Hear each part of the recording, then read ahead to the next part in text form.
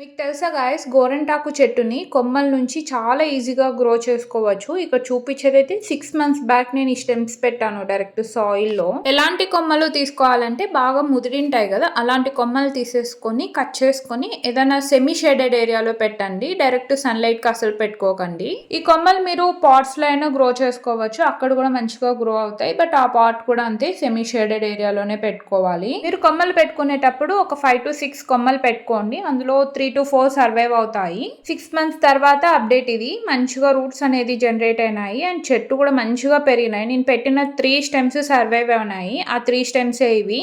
ఆ ప్లేస్ నుంచి తీసేయడానికి రీజన్ ఏంటంటే ఇది కరివేపాకు చెట్ల దగ్గర ఉన్నాయి. సో మంచిగా గ్రో అవ్వాలని వేరే చోటికి ట్రాన్స్ప్లాంట్ చేస్తున్నా. సో చూసారా ఎంత మంచిగా రూట్స్ అనేది జనరేట్ అయినాయో. ఇలా బాగా తయారైన కొమ్మల్ని మీకు ఇష్టమైతే పాట్స్ లో అయినా గ్రో చేసుకోవచ్చు, డైరెక్ట్ నేలలో అయినా గ్రో చేసుకోవచ్చు. వీడియో నచ్చితే లైక్ చేయండి, షేర్ చేయండి, సబ్స్క్రైబ్ చేయండి.